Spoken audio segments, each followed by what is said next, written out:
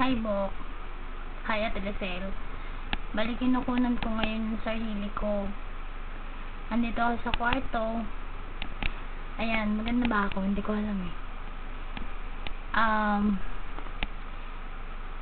Kanina, tinuloy ko na yung paglo-load, pagta-transfer ng mga video. Pero meron pang i-add kasi meron din kuha si Kuya. Nagpunta ako sa sa bodega kanina. May hinatid ako doon. Tapos humingi ako ng pera kay Kuya kasi may project na bibilhin si Angelo sa National. Kulang nga yung pera eh. Kaya hindi ko muna binili. Tsaka dami. Yun. Okay naman daw sila Papa doon. Mas gusto daw ni Papa na payat siya kasi magaan daw yung katawan niya pagka ganun yung weight lang niya.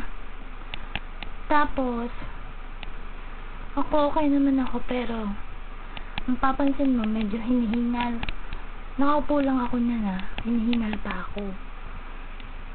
Kasi naman ngayon ang oras na dito 1:25 AM. Naglalaba siya kasi siya nakapaglaba kahapon, day off ni Aya ng mga chorba niya. Naman sila sa labas, yun, na weng-weng. Kaya ngayon may nakapaglaba.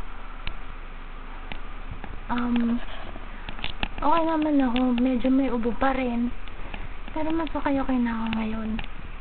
Naglalakad nga ako yun. Layo nga na nilakad ko mula Tayuman hanggang dito pa uwi sa amin.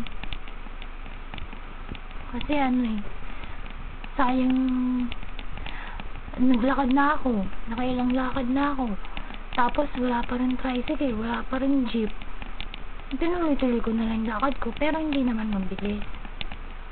Yung tama lang. Pag napagod ako, stop ako, yun, papahinga muna. Bali, nakaupo ako ngayon sa airbed. Yan, inuubo na naman ako. Excuse me. Medyo payat pa ako, pero yan talaga eh. Hindi naman din ako pwedeng masyadong mag-gain ng weight kasi mahirapan nga din ako. Tapos si Pectus, 4 years old na siya sa February. Yun, pasaway, sobra. Sinasagot-sagot na si Papa, ang sarap kutusan. Nandun kami sa inyo, Bok. Masagot-sagot ba naman kay Papa? Kasi sinasaway ni Papa dahil ang ingay. Sabi ba naman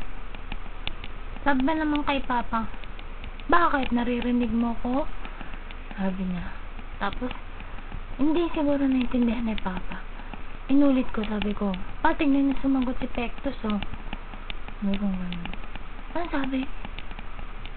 Sabi gano'n. Sabi ko, bakit naririnig mo ba ako? Gumanon ako. Yun yung sinabi ni Pectus. Pasok siya sa loob. Ano sinabi mo? Pinalo niya. Pagpalo niya, sabi ba naman, hindi naman masakit. Hindi naman masakit. Pasaway talaga, maldita. Tapos yung boses parang ang angas. Nakakatawa lang siya kasi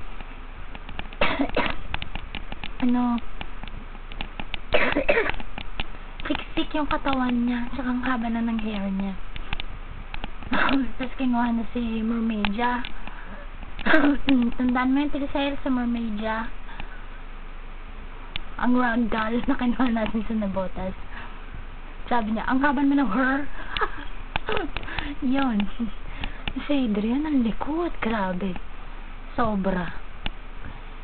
Dali lang Tapos ko muna.